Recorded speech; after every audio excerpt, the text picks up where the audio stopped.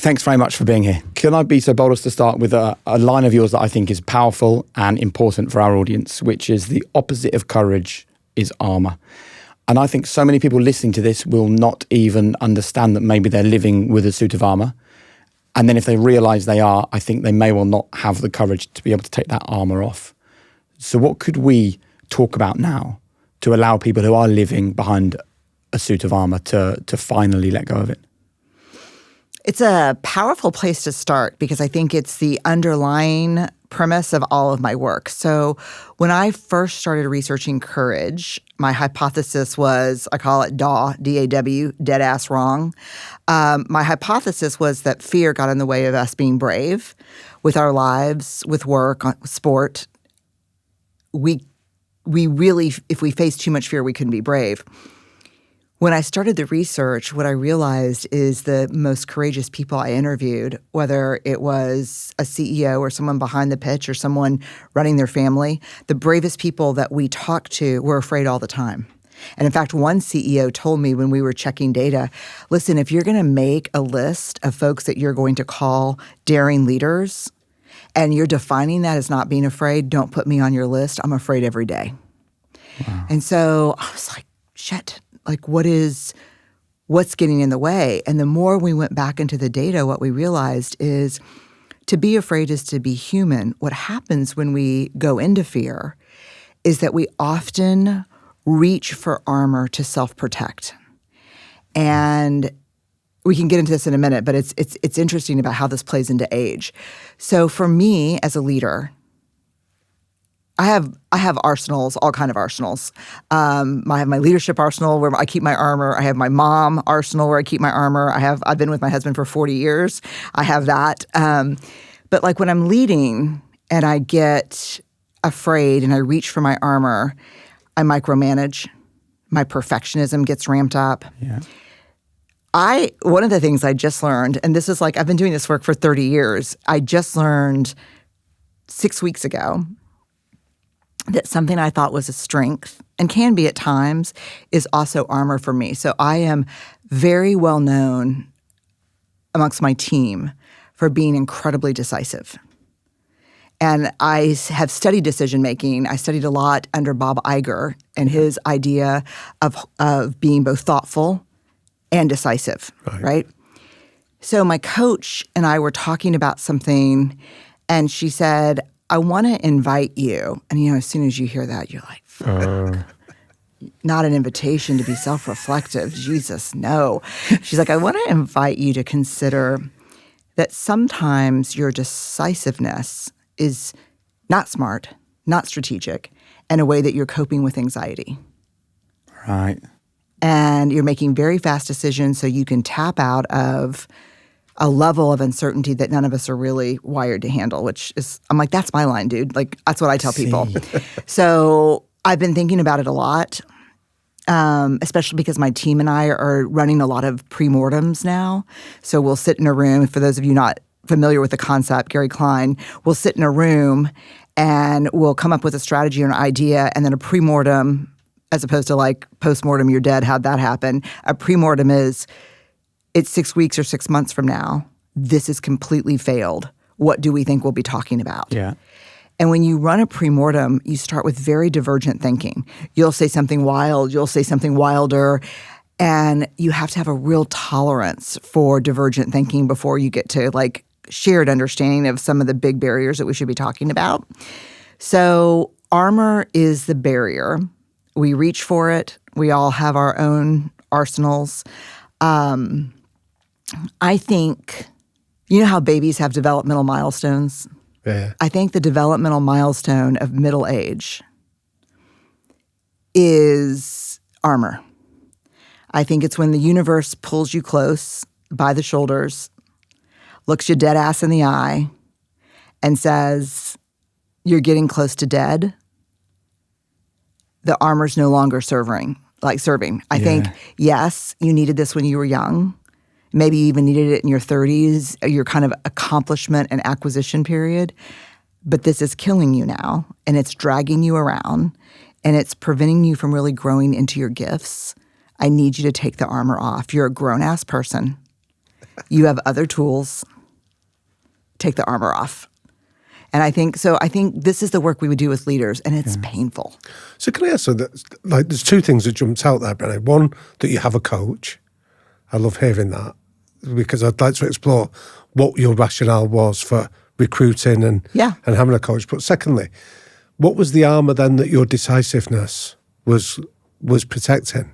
My decisiveness protects my discomfort of vulnerability and uncertainty. Like if I just decide something, I don't have to stay in the vulnerability. Vulnerability by definition is uncertainty, risk, and exposure. If I can get really decisive, shut it down, we're pulling the money from that funding, put that team on something new, I don't have to sit with the things that good leaders sit with, paradox, complexity. I don't have to sit with it. I can just decide and move on. So my overly decisiveness could be reckless. Okay.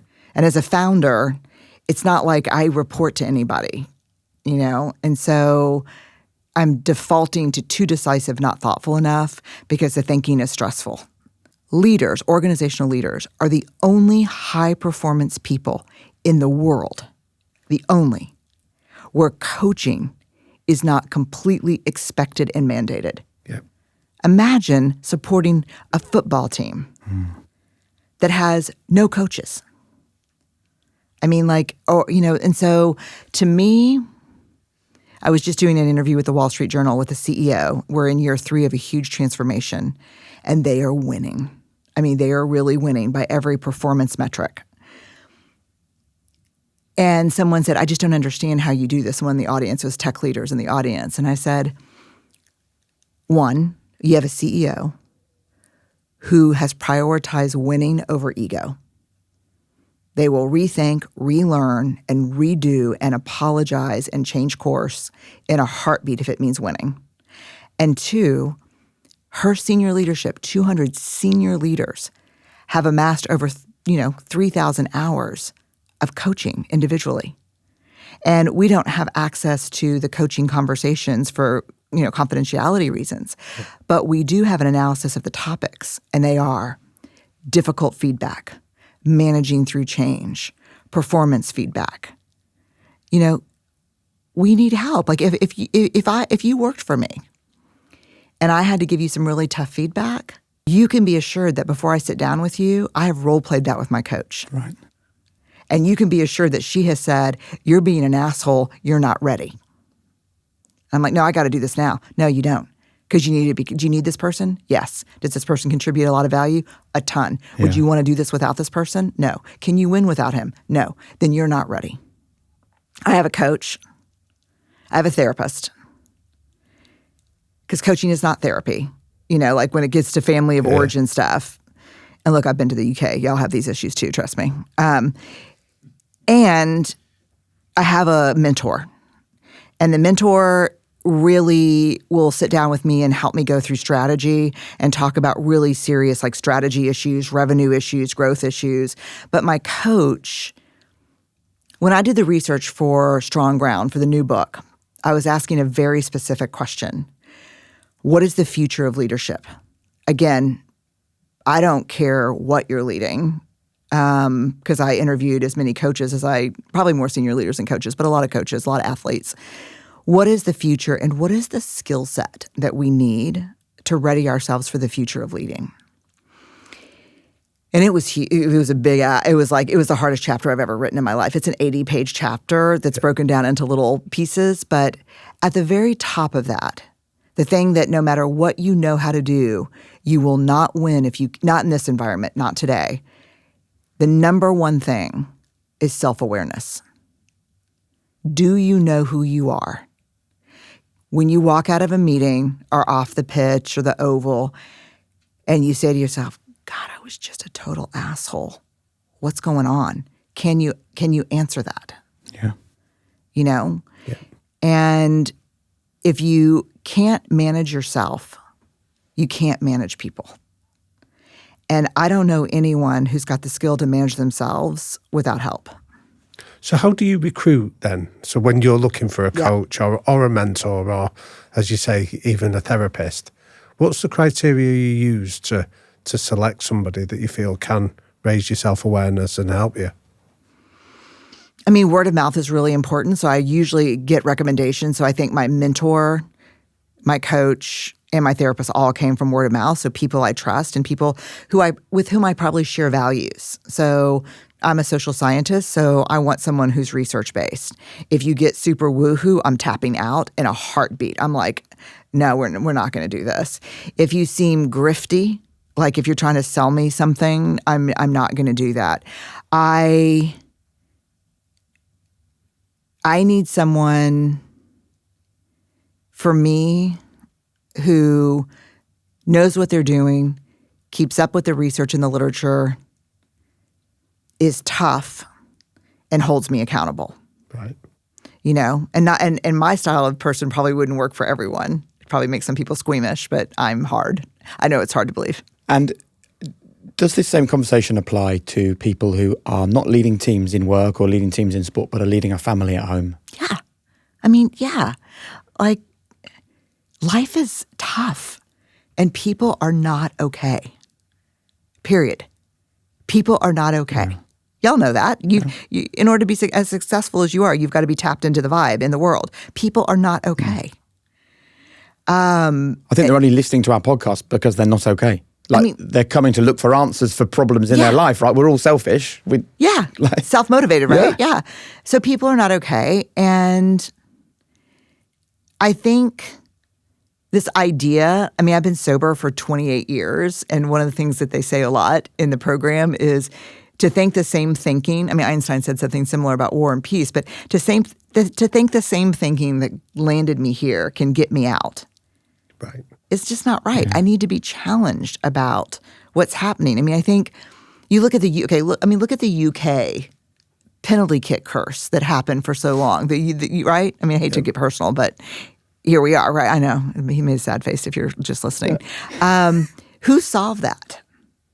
A kicking specialist? No, Pippa Grange, a psychologist. Yep. That's who solved it. You get the best kickers, some of the best kickers. Some countries would dispute, but some of the best penalty kickers in the world. But it came down to the ability to manage anxiety and reset under pressure. You look at Djokovic, you look at some of the, Venus and Serena, you look at, are y'all familiar with the book, The Inner Game? Yeah, Tim Galway. Yeah, I'm obsessed. And I use it a lot when I work with leaders. So kind of the heart of the book for me anyway is the formula that performance equals potential minus interference. Yeah. So I'm an ex-competitive swimmer, ex-tennis player, pickleball player. And I'm super competitive. And what I've realized is I can continue to skill up, which is potential. But the biggest problem I have on the court is interference. Like if you call a ball out that was clearly in, I'm going to lose. Even if I'm a point away from winning. I'm going to become so distracted by that shitty call that you made. Yep. Or even if you're across from me and I don't like the way you're treating your partner, I won't be able to get over it. Like, focus is my problem. Okay. Do you know what I mean? Like, I can't. And so I think when we talk about this incredible inner game formula and that there's two games going on, no matter if you're watching a center court at Wimbledon, if you're watching my beloved Liverpool, if you're watching, the Eagles, the University of Texas Longhorns, hook 'em. It doesn't matter who you're watching. At some point, you're going to have to ask yourself as a coach, do I have a potential problem or do I have an interference problem? And if you have an interference problem, not the game that you can see, not like poor defense against set pieces, but a real interference problem, a skills athletic coach is not trained to deal with that. That requires someone from sports psychology. That requires a different kind of coach. And that's what I'm talking about. If you look at the Super Bowl, the Chiefs played the Eagles. The Chiefs were going for a three-peat against the Eagles. But like if you had a tape recorder underneath the Eagles bench and you had a tape recorder underneath the Chiefs bench, I guarantee you if you would have recorded what was happening on the sidelines and did a qualitative or quantitative analysis on it, you would have heard the absolute difference between playing to win and playing not to lose. The Chiefs were playing not to lose. You get into negative emotional contagion, rumination, you can't let go. It's like, what are we doing? What are we're sucking out here. What are you doing, man? Watch your ball handling. Why'd you turn over the goddamn ball? That's what you would have heard. But I think if you looked at the Eagles, if you listen to the Eagles sideline, we've got this, we were trained for this, we know how to do this, right. Reset, back to basics. Come on, back to basics. We know this. Hold the line, back to basics. Like that rumination, Djokovic will talk about how kind of mindfulness and self-compassion really, you make a mistake and you say, oh, I made a mistake. I made it because I'm human. That's hard. Let it go. Ready for the next point. But that's what coaching is. I hate how pathologized help seeking is. Why do you think that is the case? It's this kind of male-dominated thinking that help is weakness. Yeah. That asking for help is weakness. And that, I'm a fifth-generation Texan, so we know this very well. It's like death by rugged individualism. Yeah. I can go it alone. Like, what are you, Whitesnake? Like, you can't go it alone. Like, here I go again on my own, walking down the only path. No, that's romantic for 30 seconds, and then you're just an asshole. When you find something that just fits right into your routine and you think, why was I not doing this sooner? Well, that's how I felt when I first came across the Bond Charge infrared sauna blanket. Now, if you follow me on my socials, I'm a pretty big fan of saunas. But I also know that sometimes they're just not the most accessible things. I travel a lot, for example. The infrared sauna blanket, though, well, for me, it solves that problem. It heats up in under a minute. It can be used on your sofa or wherever you relax. You can take it with you if you're traveling. I love the fact that it uses an infrared heat to target your body directly. So there's no sweating buckets, there's no discomfort. It's this lovely sort of smooth, effective way to burn calories, to detox, to relax. And Bond Charge have built a loyal following of over 250,000 happy customers, including me. And when you're talking about something that gets those kinds of results, I think it's important to listen. So if you're looking for a way to make your recovery easier, a bit less of a chore, then maybe check out Bond Charge. Head to bondcharge.com and use the code HP15 to save 15%. That's the code HP15 for 15% off at bondcharge.com. Trust me, it's worth a look. There was a point a little while ago where I looked at all the supplements in my kitchen cupboard, and my wife laughs about this even now, and she's like, what has happened here? And honestly, I didn't realise that all of the supplements that I was taking had got so complicated. But I think it's because I was trying to be a dad, trying to be a partner to Harriet, trying to run a couple of businesses, trying to find time to host this podcast. And I suppose really what I needed was less things in my life and just a few things that actually work. And I think there's a myth that I'd like to debunk at this point, right? It's that high performance doesn't mean trying to chase everything. It doesn't mean finding every hack. It doesn't mean squeezing more into every single day. Sometimes the best performers, and they've told us this when they've been in this studio, they just prioritize simplicity. They only master the fundamentals. And to be honest, I think I've learned this the hard way through trial and error. And I think I now realize that nothing is more fundamental than fueling your body with the right nutrition. And I believe this helps. Vitals by Heights is nutrition without the noise. Just 2 capsules, 6 seconds, 0 effort.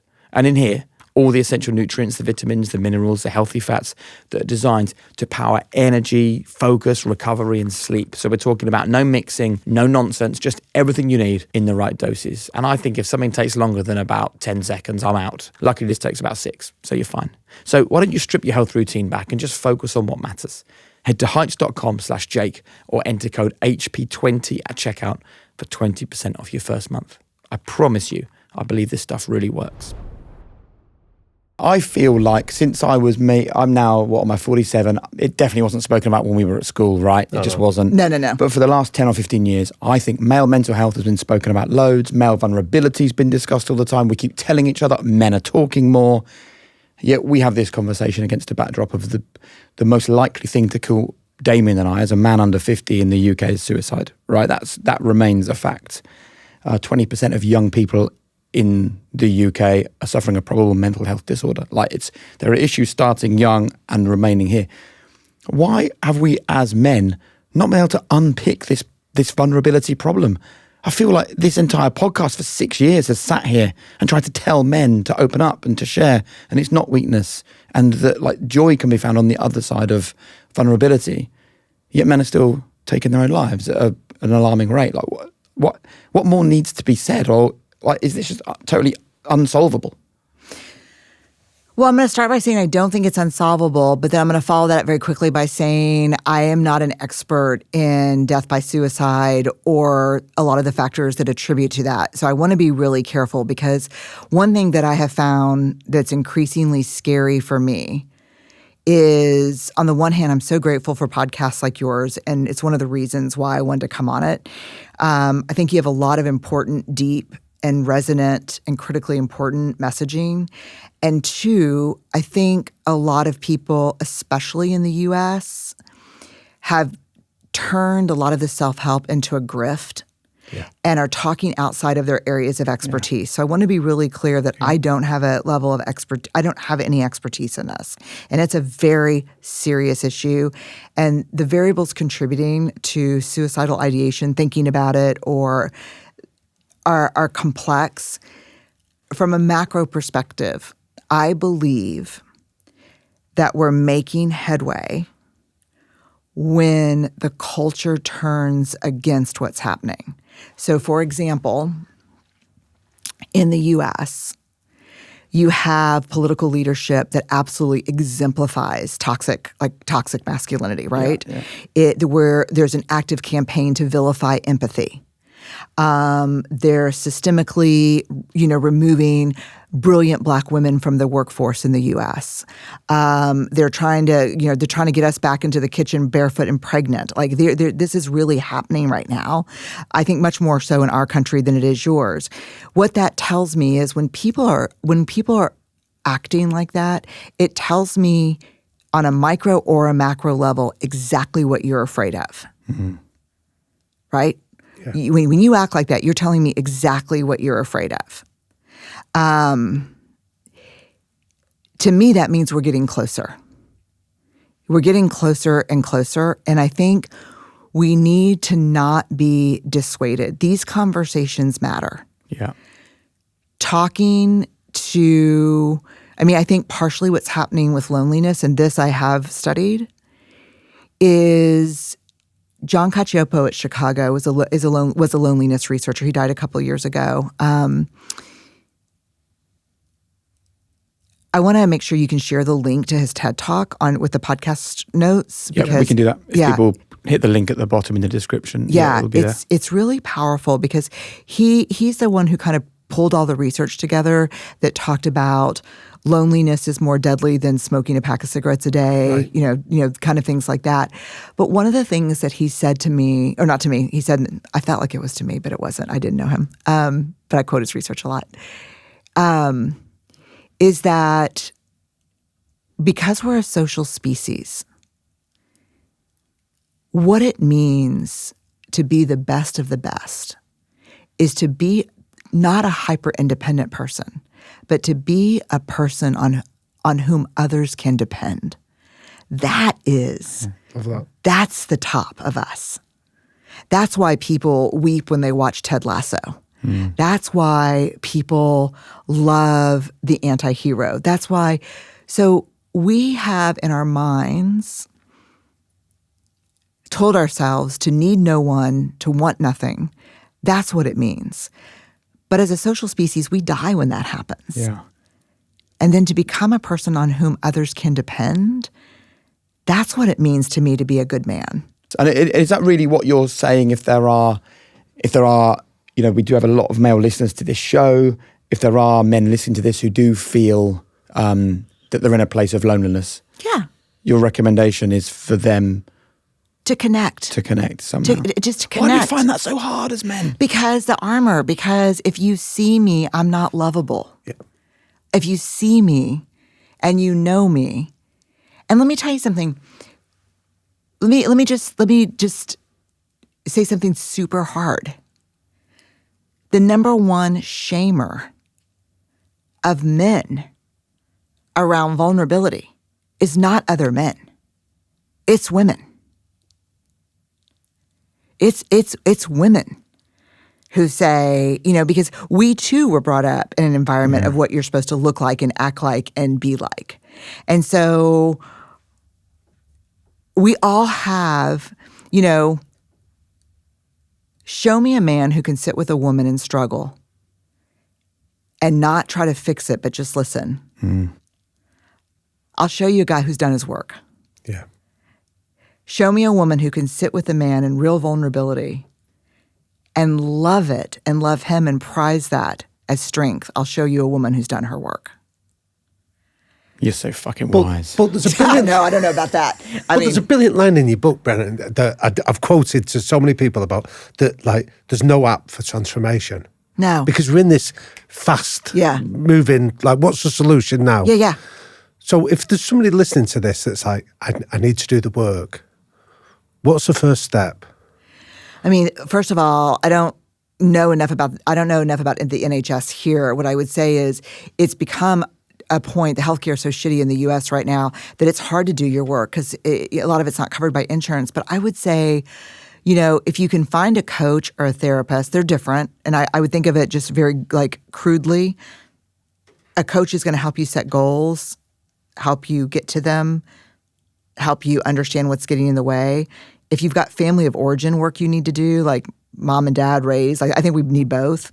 That's probably more of therapy. Not a lot of coaches go into or probably are not trained to go into trauma, recovery, those kind of things. So you've got coaching, goal setting. I want something different. And that can be super helpful and enough.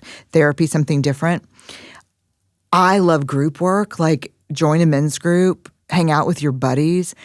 When you're with your buddies, have a real conversation. Do a book club that's an interesting book by a tough guy who's honest. Like whatever your gateway drug into vulnerability needs to be. I think that's it. The other thing I would say is social media is incredibly dangerous. We have to remember that Instagram, Facebook, TikTok, whatever your drug of choice is, these are not connection tools. These are communication tools. You may be able to communicate with old friends, but if you want to connect with them, that feels and looks different. They're communication tools, not connection tools. And there's a real difference there. So, for example, if I lose my job and I go onto LinkedIn or Instagram and say, lost my job today, it takes zero vulnerability for someone to say, that's really tough, mate. I'm wishing you the best. But imagine if I called you and you said, first of all, you're going to be like, why is someone calling me? Is someone dead? Because I'm not texting you. You're going to be like, hello? Hey, do you have a minute? Yeah, what's up? Everything okay? I mean, I'm okay, but I lost my job today, and I'm in deep struggle. Let's say I'm a guy or a woman, I don't even want to tell my partner or my wife. She's going to panic, and I'm going to have to take care of her through this because, she's pregnant, and now I don't have a job, and I can't even take care of me through this right now. So I'm going to have to talk to her. And I just need someone to talk to. Do you know the courage it takes to do that? And if the first line back from another guy could be, dude, it's a brave call. I'm so fucking glad you made it. I'm in the middle of a meeting right now. I just stepped out. I will be out of here in 2 hours. Can we meet wherever?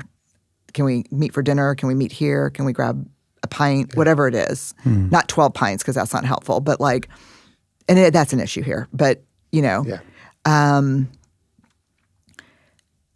or if you work for me and you come to me, I'm like, hey, everything okay? And you're like, not really. My wife had a miscarriage yesterday. And my first comment is, Jesus, that's hard. And I'm so grateful you told me. Thank you for sharing that with me. And then I just simply say, what does support from me look like today? Yeah.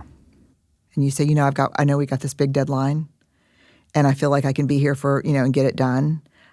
I'd love to be able to check out early. Absolutely. How comfortable are you letting the team know? I'm not comfortable at all. Okay.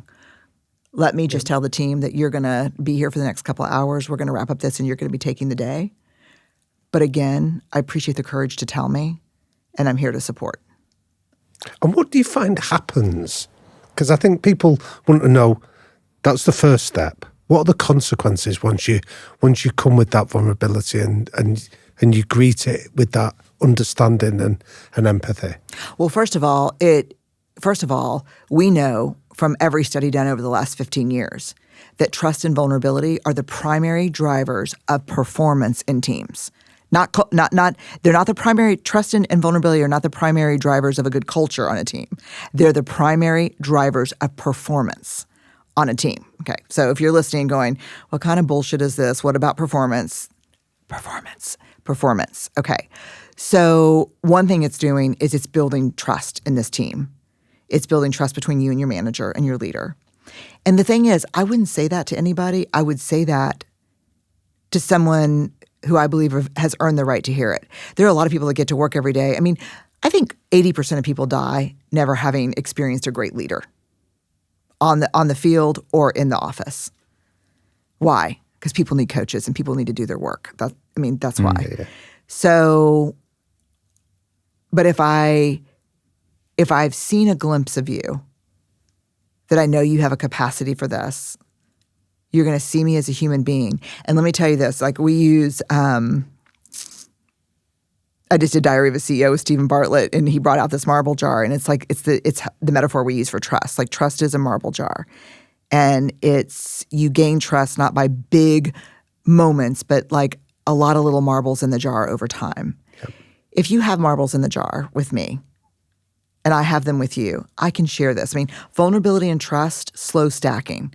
It's not like, hey, second day on the job, just want to let you know, partner had a miscarriage, I'm holding back tears. Like, I don't know you yet. Yeah. I don't know if you're going to use it against me. Yeah. I don't know if you're going to tell people. I'm going to be careful. So trust your gut, but no one has ever done a single brave thing in the world with no uncertainty or risk. When I used to really struggle teaching vulnerability to leaders until one day I was working with special forces in the U.S. And I was standing in front of them. They had all had multiple deployments. And I said, and they kind of were looking at me like, why is the vulnerability lady here? And I said, the definition of vulnerability is uncertainty, risk, and exposure. The emotion, vulnerability, I feel vulnerable, is when we feel uncertain or at risk or exposed. I said, can anyone in this room, theoretically some of the bravest people in the world, can anyone in this room give me an example of courage that doesn't require vulnerability? And it was one of those quiet periods. It was 30 seconds, but felt like a lifetime. And then all of a sudden, heads started to drop into hands, and people started moving and getting very physically uncomfortable. And one kid stood up and said, 3 tours. There is no courage without vulnerability. The very next week, I was with the Seattle Seahawks. Pete Carroll was still the coach. And I asked the team, the players, give me an example of courage on or off the field that doesn't require vulnerability. And of course, they were like, can we huddle up? And I was like, huddle up. So they kind of got together and they came back and they were like, no, there is no courage. There's no courage without vulnerability. And these are 350-pound guys who could lay the 3 of us flat in under 4 seconds. Like, these are tough fucking guys, right? But there is no courage without vulnerability. And so somehow we have all been raised to be brave and taught not to be vulnerable. Yeah. That calculus does not work. If you think you're being brave and there's no risk or uncertainty, you're not being brave. Hard stop. Huge thanks to Owen Mitchell for partnering with us on today's episode. You know, on this show, we talk so often about defining moments, those points in your life where the decision you make really matters. And it's not just in sport or in business, but it's also in your personal life as well. And that is where legal experts Owen and Mitchell come in. Whether you're planning for the future, whether you're going through a separation, you're thinking about inheritance tax, or maybe protecting your property and your legacy, they're complex, high-stakes moments. You've got to get them right, and you need lawyers who understand both the details and the bigger picture. Owen Mitchell's private client team offer a personalised service built around your needs, bringing clarity and confidence for when it matters most. And like all high performers, they start out by listening. Find out more at irwinmitchell.com. That's irwinmitchell.com. This episode is sponsored by Xero Accounting Software. Now, one of the core pillars we talk about so often on high performance is that success is not found in the giant leaps. It's found in those small, consistent habits that add up to big results. And whether that's increasing your fitness or small everyday acts that make your life easier. That's exactly how we should also think about making tax digital, or MTD for income tax. Now, if you're a sole trader or a landlord, the landscape is changing. From April, MTD means some sole traders and landlords will need to start keeping digital records and sending quarterly updates to HMRC. Now, for many, that feels quite daunting. It feels like another hurdle, but actually it's an opportunity to refine your systems. And that's where Xero comes in. Xero is HMRC recognised accounting software that turns tax from a stressful once-a-year scramble into a steady, manageable routine. It's about moving away from the last-minute mindset and embracing the real-time picture. By connecting your bank so transactions flow in automatically, snapping receipts on your phone whilst on the go, and seeing up-to-date views of your financials, including an estimated tax bill after every update, you aren't just meeting new rules, you're gaining control. And when you have a real-time, clearer picture of your business, you make better decisions, and you move from a place of hoping to a place of knowing. Xero offers a range of plans to meet your specific needs, all on one platform that grows with you. So don't wait. Start building those better digital habits today. Get Making Tax Digital ready with 90% off Xero for 6 months. Just visit Xero.com/high performance. That's Xero with an X. Terms apply.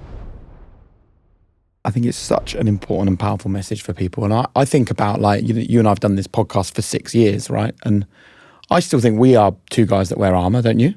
Oh, massively. Yeah, definitely. And I tell you one thing that I think is interesting is I come from a world where I was a kids TV presenter before, right? If you're going to present kids TV for a living, you actually do need to wear some armour because it's an embarrassing job at times.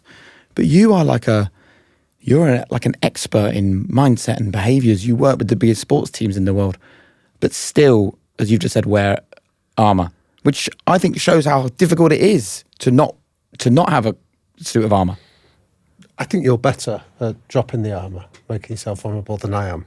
I think I hide behind it. Why though?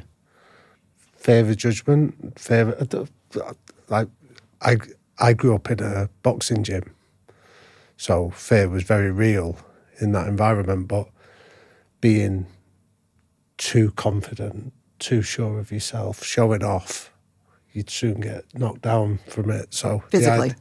Yeah, and emotionally. So the idea of not blowing your own trumpet, the idea of not trying to get too high on your own. But you're not supply. in the boxing gym anymore, are you? You're like... No, but it's a lesson of life. It's a survival tool. It's a survival. And I would also say, as someone who's academically trained, we're taught that. Like we're like, if you're going to go in and work for coaches, you better go armored up. Yeah. Because if they sense weakness, even if all your work with them is without vulnerability. Right. Like if I'm going to go work with a coach, let's say I'm going to go work with Arnie Slot, I have to be tough. Like even if I'm going to not end up talking about football at all, I'm going to be talking about the folks on the pitch, right? The players. I've got to be tough. I got to be armored up. I got to prep for hours and hours, even though I'm going to try to move the conversation from running a 4-3-3 to how are we grieving the death of this player? Like, it doesn't matter. I've got to go in. So I think one of the things that's interesting about the new research is the question is, and listening to the podcast when we vetted y'all, because y'all went through a tough vet process on our end, because sometimes I can get on a guy's podcast and it can be shitty. right? Yeah. And so, especially if it's got a sports bent. Yeah. And if it's two guys as well. Yeah. I mean, again, outrun you in a foot race, but I am wearing cowboy boots. Can't wait for this race. I won't Of course you're wearing cowboy boots. You're a Texan. I won't be able to outrun you, but I can manipulate you into thinking it starts in a different place where than I'm going to be or there we something, go. maybe. You'll break down my armor, leave me crying on the pavement, and just run 100 yards down the road. Now, I could make you cry. Yeah. But I think you're both in the vet. I think you're both. Not that it matters, but I think you're both a very good balance of strength and vulnerability. And I think that paradox is what's hard for people to hold. So the question becomes, if you're going to take off your armor, any of us, and I'm also often the only woman in a room. The number of locker rooms I've been in is obscene. Like, put some clothes on, dudes. It's different at this age because I'm like, pick up your stuff. But what do we replace the armor with? Are we going to go streaking naked through the world? No, because the world is not a safe place. Yeah. Right? It's not a safe place.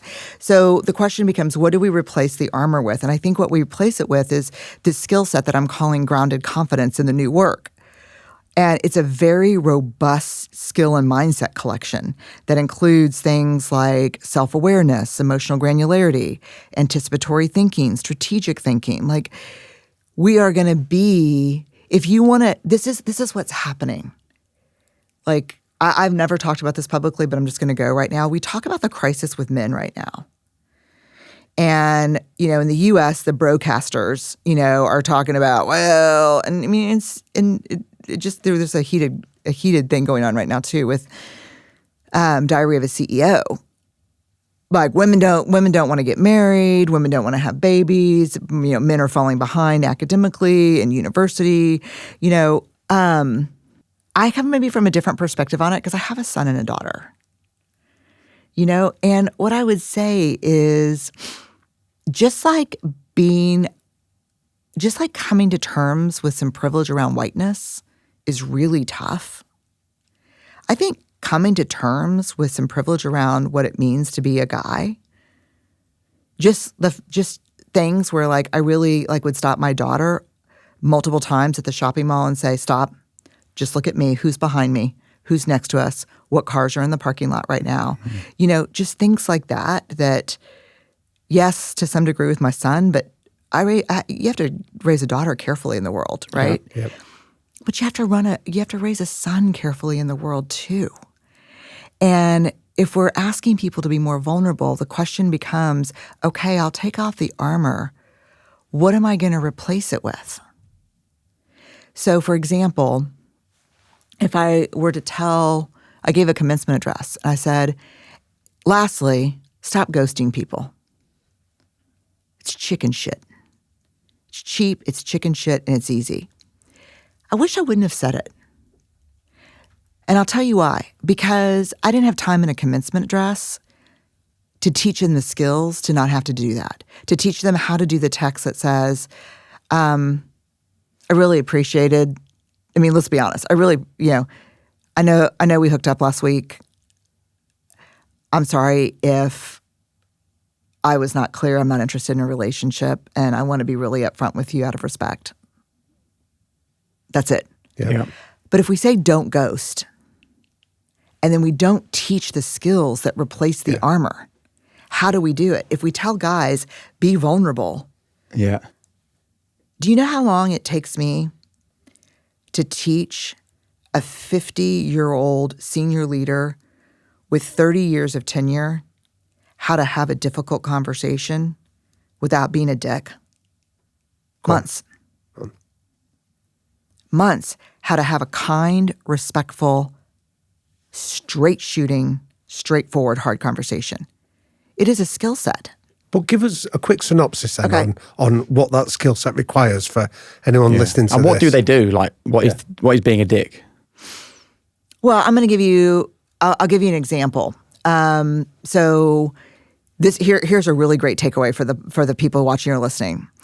One of the greatest coaching tools that has ever come my way in my whole life, it's changed my life as a leader, as a mom, as a partner, as a friend, is it comes from Robert Kiyosaki, went to Carolyn Taylor, and then went to the Conscious Leadership Group. Okay. And it's above and below the line. This has changed more lives of work we've done than I think anything we've done, besides reframing armor and fear. So here's the line, and the line is fear. And when you're above the line, you're in some fear, but you're driving. You're aware that you're in fear. You can say, "Shit, I'm fearful right now. This is tough." When you're below the line, you're in fear, but you are not driving. You're not even riding shotgun. You are hogtied in the trunk, and fear is at the wheel, and fear is driving. We take on one of three kind of personas when we're under the line, and this is from the drama triangle. We come victim, villain, or hero. So if something's going on at work, someone's made a mistake, let's say, in my job that's publicly facing, hard, because I am the publicly facing person, and I go under the line and I go into victim mode. I say, no one understands how hard this is for me. You don't understand how hard this is for me because y'all's name is not out there. No one's tweeting Acme Brick. They're like, fuck Brené Brown on Twitter. Like, you don't understand how hard this is for me. Very victim. Or I get into hero mode. You know what? I'll do it myself. If I want this done well, I'll just do it myself. Hero. Or villain. I don't give a shit whether you like it or not. Here's what it is. Everything's triple checked. Everything's signed off. I see a sign off before it happens. Are we clear? Are we crystal clear? So very familiar, right? Yeah, very. Very familiar. So hero, victim, villain.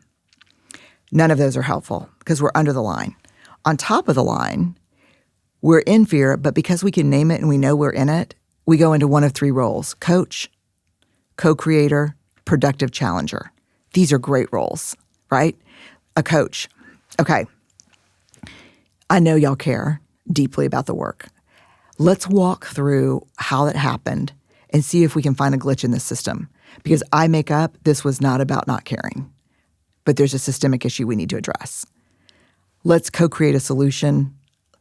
Let me challenge the systems y'all are using right now. So these are effective ways. So we were working with a senior leadership group, global company, publicly traded, big company. And there was a guy who, when you walk into a room as a facilitator, you immediately know who's going to be hard. Like, I would look at you two and probably be like, they're a soft touch. No, I wouldn't be a soft touch. I'd probably peg y'all as helpful to me. Tough. Yeah. But also open to learning, curious. And if people see y'all going, they'll go. You know what I mean? Right. But there are people I walk in that I'm like, this guy's gonna be tough, and this woman's gonna be like this. They got their hands folded across their chest, and they're like rolling their eyes. And this was one of those guys. Well, about 4 or 5 months into our training, he said, "I'd like to share something." We were on a big Teams call with all the senior leaders, and these are direct reports of the C-suite. "I'd like to share an experience of the above and below the line protocol." I was like, we don't call it that, but okay. I was like, oh God, okay. And he said, I was giving very difficult feedback. And this guy's probably over $4 billion in revenue of a company. Like, he probably, in his organization within the company, probably has 10,000 people, Right. And he said, so I was given some really hard feedback, and I was angry as I've ever been. And I got about 10 minutes into the conversation. I said, I am officially under the line. The protocol says I'll need to postpone our conversation until I'm reflective about why I'm under the line. So we shall postpone from this moment, And the guy he was talking to said, I am also completely under the line. And he said, I believe the protocol says that we take time out. We understand what's happening. We'll circle back in 30 minutes. So they came back together, and he said, this is how I think I went under the line. The guy said, this is how. They had this incredibly meaningful corrective feedback conversation where they both took some accountability about what was going on. I don't think he was clear with expectations. I think the other guy made a lot of assumptions. And they didn't share. They were working off different data. They were working off different data. And so, interestingly, the guy he was giving feedback to was on the call and said, I'm just going to say that I was the guy receiving the tough feedback. And in 25 years with this company, it was the most courageous act of leadership I've ever seen. I would follow this guy into a fire. Wow. If he's willing to do this, there's nothing I'm not willing to do for him. That's incredible. Yeah. And so just the ability, but that's a freaking skill, man. That's like, here's an example from the pitch that I think that I've been using a lot. Have you ever seen 5-year-olds play soccer? Oh, yeah. We've both had 5-year-olds that play Yes, soccer. same. Both my kids. Yeah. Like flies around a honeypot. Follow the ball. The beehive, right? Yeah. And it's really funny because at least in Texas, like, first of all, you're paying like $100 for this. And your kids are like sitting crisscross applesauce on the ground, making a chain of daisies. Yet there's always going to be 3 or 4 fathers that are like, this is your house, protect your house. And, and the kids are like, and the ants on the farm are, it's like, and the dads are like working out all their unprocessed shit. And the moms. For sure. The moms are, the moms are definitely. You should hear my wife at a sports event. Yeah. No, like I was raised by a father who was like removed from sporting events. But what was really funny is that when he came to see my kids play and I was scared to death and I had to have a call with I'm like, my dad's coming. He's like, this guy, like people felt sorry for me. And my we were all athletes because my dad was so rough. And so like, the whistle blows and my kids start and he's like, sis. He calls me sis. Sis, I want to see you for a second. And I'm like, here we go. I was like, this is it. And Steve's like, remain calm.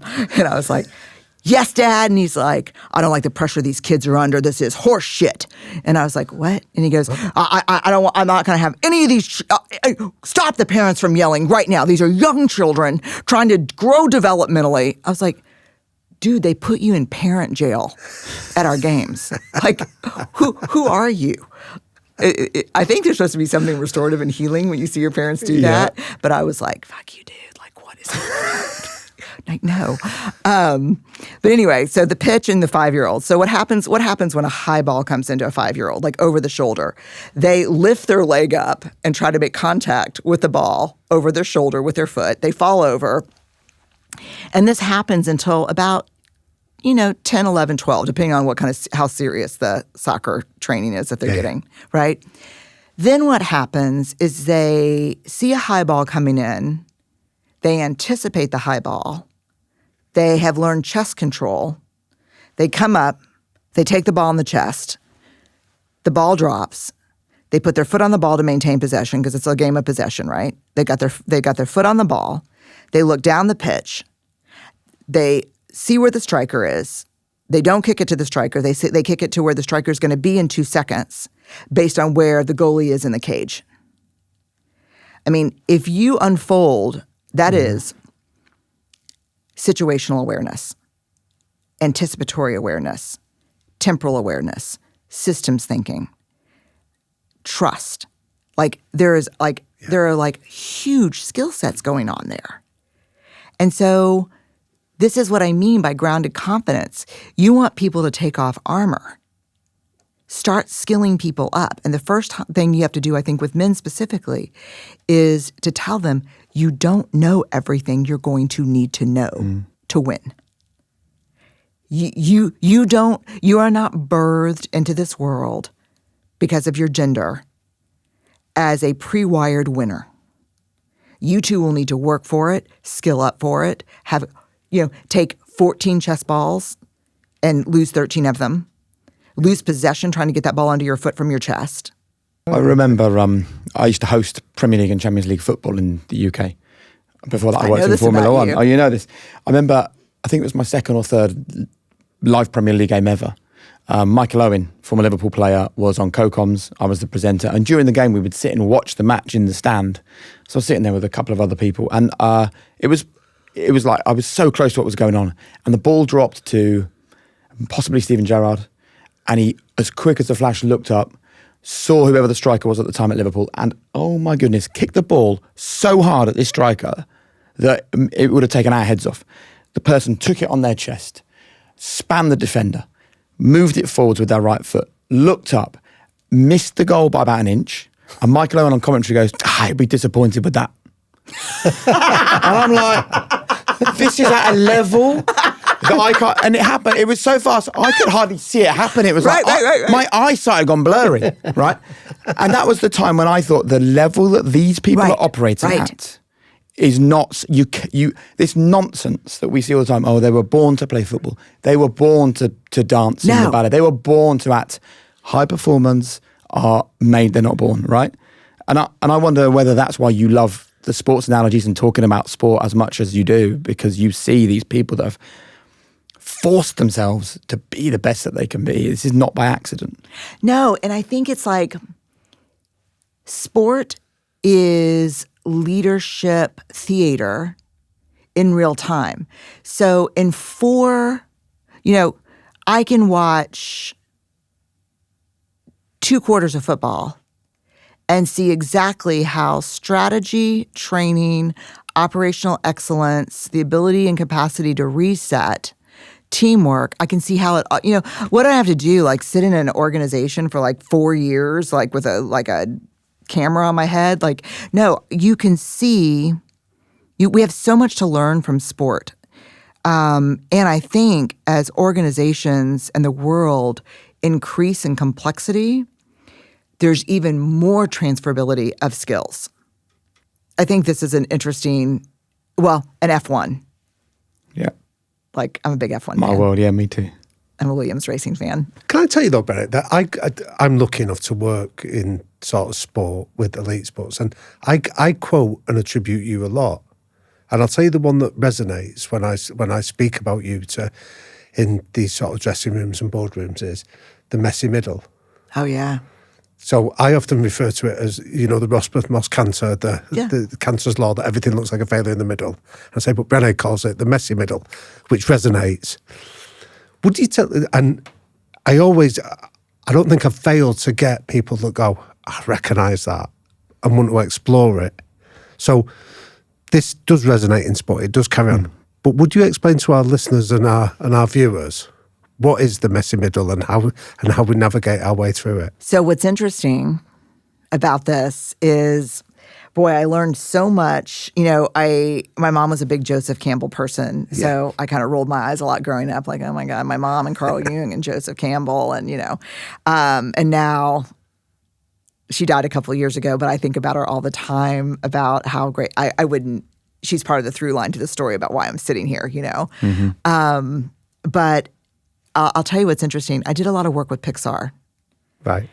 And I thought I knew a lot about storytelling until you work with Pixar, right? And one of the things that's really interesting that people don't talk about, and this could be very helpful for your work about the messy middle, is in the 3-act story, right? That everyone has, Katniss, or it doesn't matter what hero you're looking at. So Act 1 of a 3-act story is they give you the land that you're living in. So you start to understand. So I'll use Harry Potter as an example because it's ubiquitous. We understand that there are wizards and muggles. We understand that Harry's parents are gone. We're starting to learn about the rules of the land. There's Hogwarts and there's this.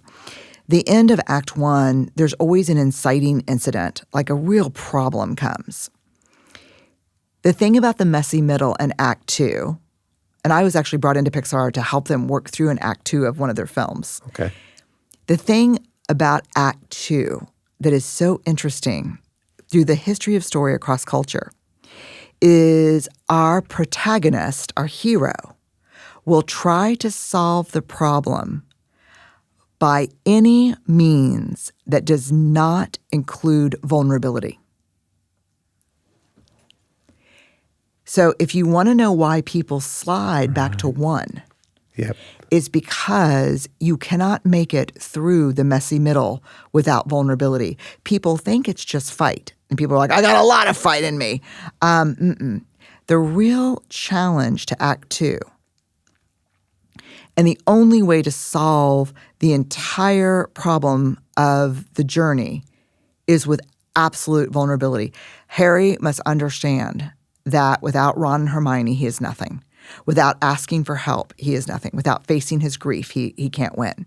So all of Act 2 is the fight of rejecting vulnerability to win.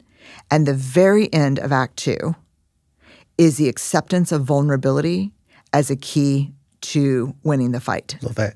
Yeah. I mean, let me ask you this. If you were betting people, would you bet, even if it wasn't money, but would you bet on a team? Okay, let's say you have two teams. You have a team, I'm going to use American football. You have a team that has two guys on the defensive line are out, and you've got a backup quarterback. You've got the exact same injuries on the other team, but they're not acknowledging them. They're just letting hurt players play. I would never, always the first team, acknowledge the vulnerability, trained up some people to put them on the line. You know, if that's why the messy middle. In transformation, one of the things I talk about a lot is, and Williams Racing is a great example. Like I play a podcast when I'm in front of senior leaders of him. Do you? Oh yeah, I do. Because he said, Our podcast with him or someone else's? no, someone else podcast with him. I don't know. I don't think it's him because I only see him. Was it you? Yeah. Was it y'all? We were lucky enough to interview him when he first went in, and he said, break everything. Break everything. That's y'all? Yeah. Holy shit. There's a full circle moment there coming around. No. Yeah. Wait, there's no such thing as synchronicity. Well, This is like a total, for me, is like a God wink. please listen to the full episode on your flight back to the US with him. It was amazing. I only say, so, I mean, like literally, if you looked on my laptop right now, it's in my deck, break everything. And because I was like, I took like 6 years of French, and I was like, do you really say carte blanche like he did? He's very posh. Yeah. He's like, no, really, they have carte blanche from me. Like then he goes back. But yeah, on that podcast, I don't care about 24. I don't care about 25. I don't care, about, I mean, I know the whole thing because I by heart, break everything, and so, and then. Can I just say one thing? Yeah. Our producer spoke with your team yesterday and said, Brene has got an amazing story about transformation in Formula One. We don't know what it is, but let's find out. And now we find out it's you. It's our own conversation. It's you, the story. Well, steal with pride. You like the TikTok thing. Is this play about me? Yeah. Yeah, this play's about y'all. I love this. Oh my God. No, yeah, so it was, and then of course finished fifth in the constructor cup. So this goes back to the messy middle. So I play this when I talk about transformation because you're going to have to break some shit. Yeah. If for real transformation. First of all, in organizational context, transformation is very overused as a term, which drives transformation fatigue. If everything's transformation, then nothing's transformation, right? Yeah. Sometimes it's just strategic change, adaptive change, incremental change. Not sexy, but we should call it what it is. Transformation requires breaking, right? It just requires breaking. Then this is a cue, y'all's podcast. I play this. And what I say about the messy middle is breaking is hard because you have to break at the same time you protect things that you never want to break. And making those decisions will be clear to some and not clear to others. It'll cause a lot of hostility. And it did in Williams Racing. Like the breaking and not caring and the experimental stuff was probably hard for a lot of their folks. I mean, because if you attribute their wins, their fifth place finish, I mean, you had the car, Carlos and Alex, you had some interesting engineering changes, right? But really what you really had was high-level experimentation and breaking. The reason why the middle is messy is because I always say in transformation, you're going from the tomb to the womb. Something is dying. Old ways of working, old mental models, old mindsets are dying. And then there's the womb, and new things are being birthed, right? The thing about the tomb and the womb is those are both dark places. Yeah. And you're not sure whether you're in the tomb or the womb because there's no twinkle lights or anything. That's just dark. Yeah. Having given birth, I can tell you that there's some darkness in here. I mean, not in darkness as in like negative, but like what's happening right now to my body. This is like an alien movie. And circle back. It just for all the men listening, that shit circles back and does it again at menopause. So just look, if you're dating anyone over 40. We're there. We're in the trenches. Yeah. Just look, that's real. If these bodies can make babies, Yeah. they can do all kinds of crazy shit. Our first word every morning we wake up is we turn to our wives and say, I'm sorry for whatever I've done. That is an amazing way to start. And also, if you need it to be like below zero in the house right now, Yeah. like poor Steve, my husband was like sleeping. Wait, I was like, you're making too much noise. And he's like, because I'm in a fucking sleeping bag that has zippers on it, and I've got a hand warmer that hunters use. I'm like, and this is the way I'd love it. This is how I always pictured it. That's what I thought. Yeah. Yeah. I'm with Steve. Yeah. But that's real. Yeah. And let me just tell you, I just want to go on record. Am I the first person to talk about menopause on your podcast? I think you're up there, yeah. But we need to have more of these conversations. Yeah. So here we go. Go on. I'm just going to say, if at between 40 and 50,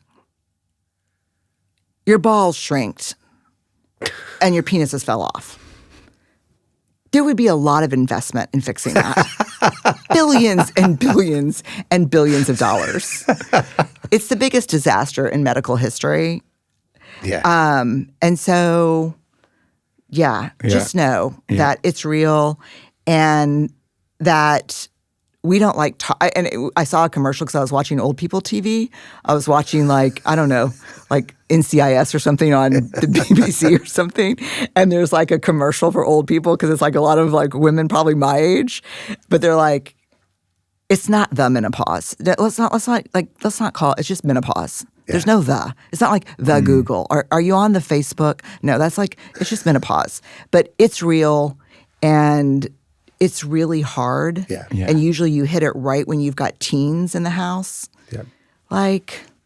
I'll tell you what surprises me is like how much information you have to search out for yourself. Yeah. You know, like I sometimes wonder, you know, like when like you go to the garage and you take your car in and they go, and you go, is this the first time you've ever seen a car? Yeah. Is this the first problem you've ever faced? Because you work in this industry, you must have seen an engine that doesn't work, whereas 100 and I times. see doctors, it's like, is it not a pattern to Since some the of the beginning of challenges you come time. in that you could just go, get this information, take Yeah. this, here's the tablet. Yeah. I'm surprised how little joined up thinking there is. What else do you want to talk about? This is great. Well, I did. Thank you for clarifying about the messy middle because, like I say, I wanted to pay homage to you because I've frequently referenced you, but I wanted you to know that it's like watching meerkats when you mention it. Oh, it is a meerkat Everyone moment for me recognises too. it, Yeah. but without necessarily knowing what do we do about it. So the question is, in order to get a peak of light in the messy middle without going backward, what is the unsaid thing? What are we not talking about right now? What is not in the room that everyone knows needs to be in the room? Because we know from the beginning of the time, the human story is the messy middle is defined when individuals and teams come together to solve a problem, but are avoiding the most vulnerable piece. This is especially hard with sports teams because the amount of money involved in sports teams. So to name the thing really has far-reaching financial implications. Just say it out loud. There will probably be like people walking off saying, shit, man, no one has brought up this because we can't. But that makes people like you and me really tough in our jobs. Yeah. Because what is the unsaid thing in the room? You want to do that? I mean, you want to win or lose? Yep. If you want to win, put the unsaid thing on the table. And let's really talk about what it means to be brave right now. As a Reds fan, what do you think is happening with Liverpool this season? I mean, if someone's expecting some really technical, I think what I look at is what is the analysis of what's happening on the pitch by people who are much smarter than I am around the technical pieces of football. Yeah. So why are we conceding? I'm always flagged when we're conceding late in the game. I'm always flagged when, like, the corners in the throat, when there's some poor defending against set pieces. I mean, what is the theme around what the analysts are saying?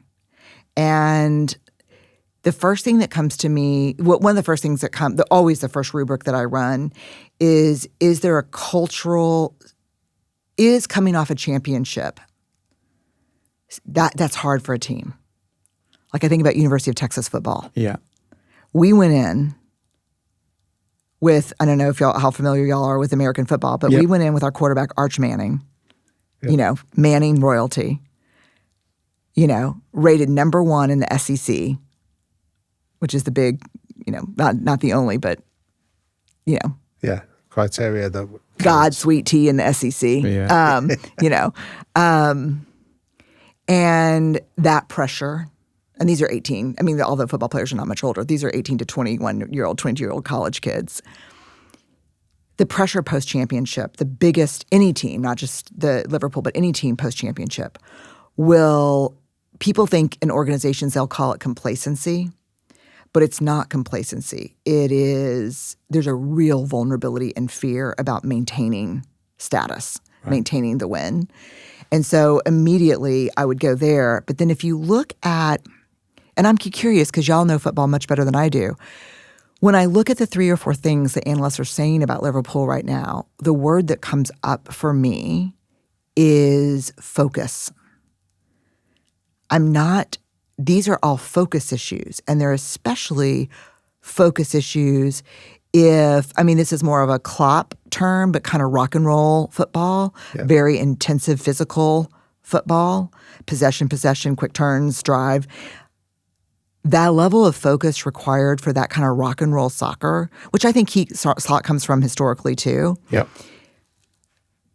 I would associate these problems with that diagnosis, but I'm curious if you see a focus issue as well.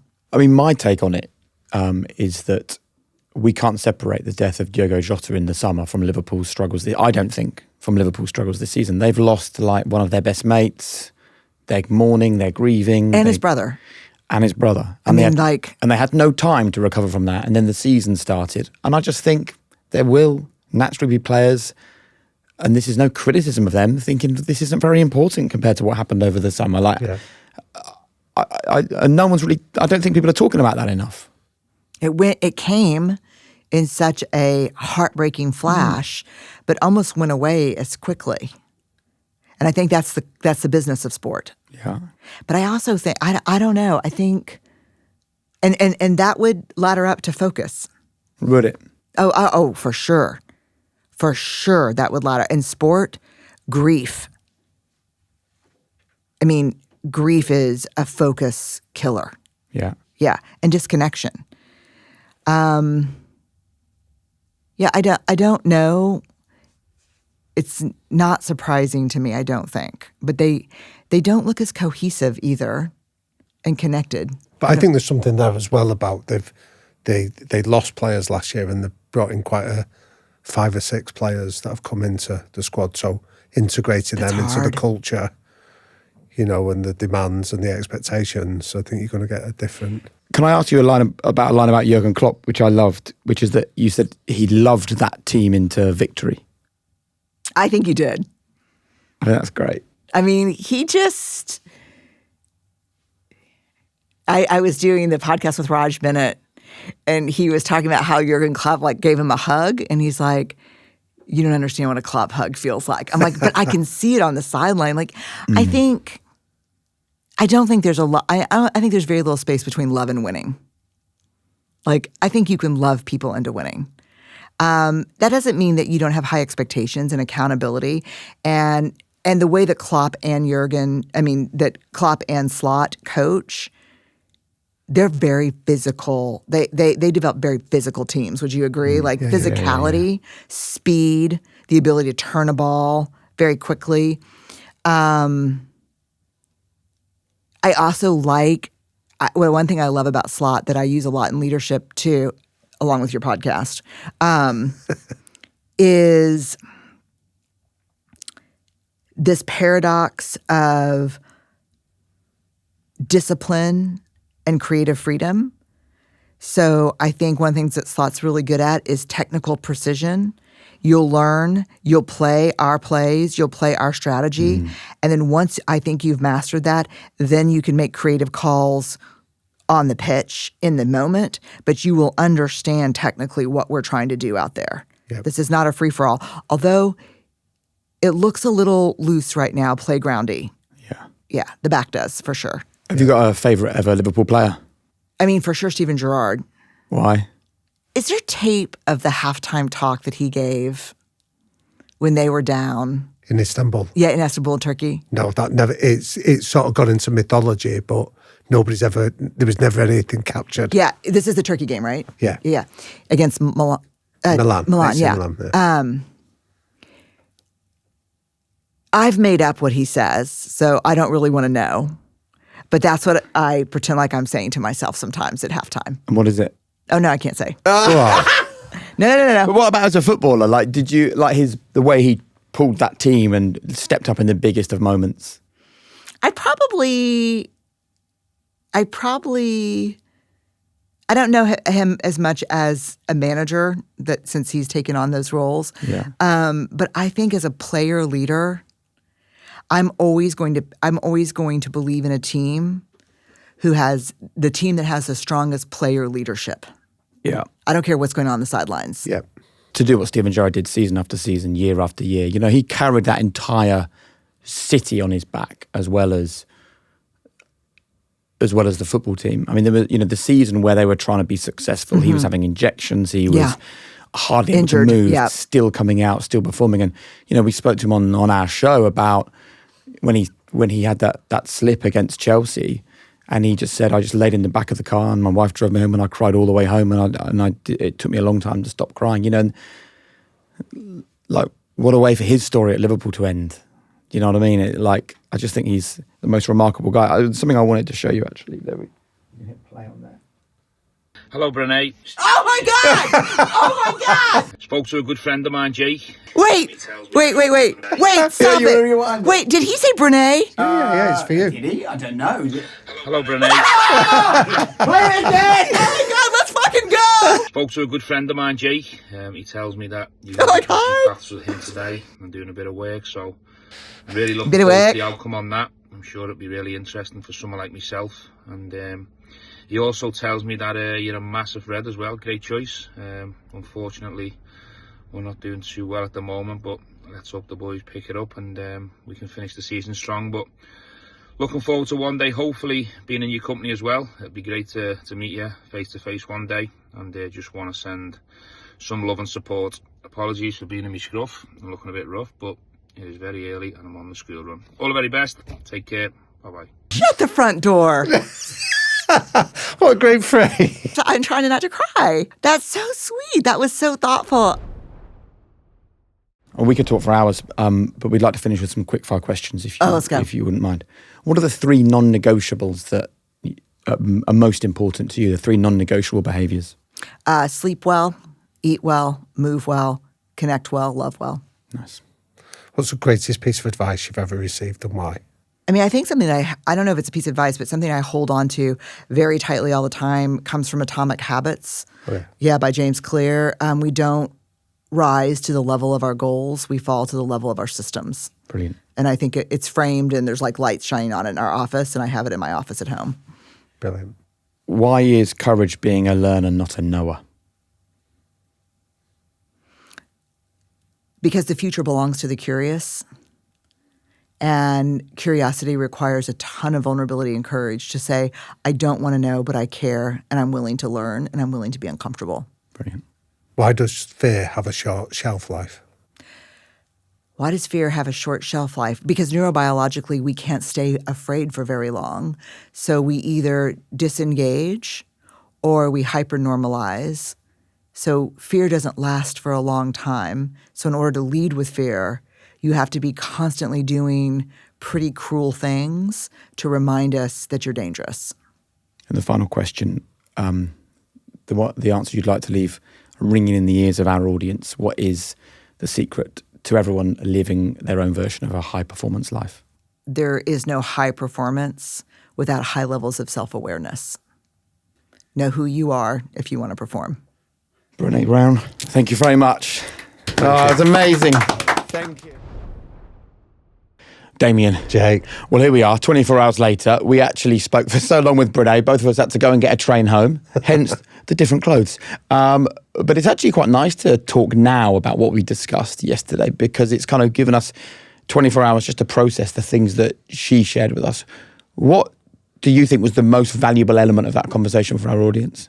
Oh, there was so many nuggets that she offered, but I love the stuff around the armour plating, removing it. I think I see it in so many elements, whether it's, she talks about the intellectual armour, people are like the status armour, people feeling that they've got to armour themselves with knowledge. Yeah. And yet the ultimate is sometimes just going, I don't know, I'm not sure, what do you think? Make yourself vulnerable.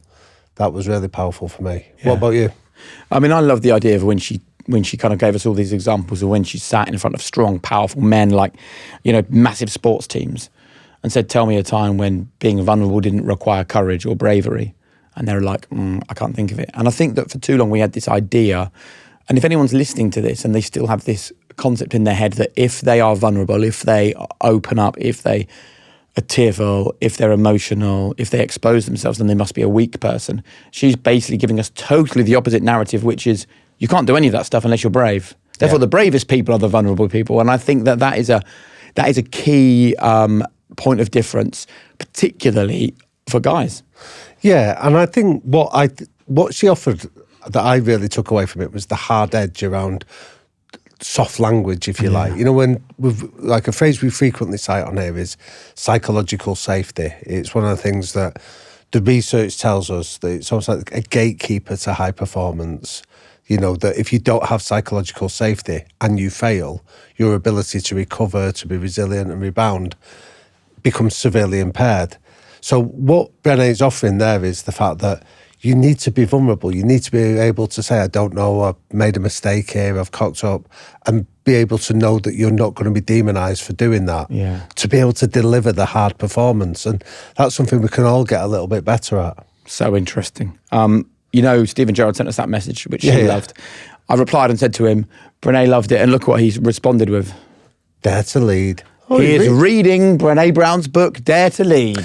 But that's a really good example, though, to me, of where, like, Stephen Gerrard, this sort of alpha leader for many years at Liverpool, this guy that was at the arrowhead, that was taking them, making difficult calls, difficult decisions. He's still got that vulnerability to go, I don't have all the answers, I'm still willing to listen and learn. And his message was lovely as well, wasn't it? Yeah. Like that squeal of delight when she realised that one of her She heroes... spoke over it when he said, hey, Brene, didn't she? And then she was like, play that again. Oh, I loved it. Thank you so much. Really fascinating. I thought, you brought some really smart questions and a great approach to that conversation. Oh, well, likewise, mate. But it was a real privilege to get to see her. We've spoken about her so often over the 6 years we've been doing this. So to actually get a chance to sit and talk to her was amazing. Cheers, mate. Thank you, mate. That's it for this episode. Don't forget, if you love the conversation with Brene, we've spoken to so many incredible thinkers and leaders on this podcast. Feel free to send it and share it with anyone that you think might benefit from it. I think this is the kind of chat that you're going to come back to time and time again. If you don't already, please follow us on here. Please hit subscribe. Please get the episodes before anybody else. But please do come back for another deep conversation next time on High Performance.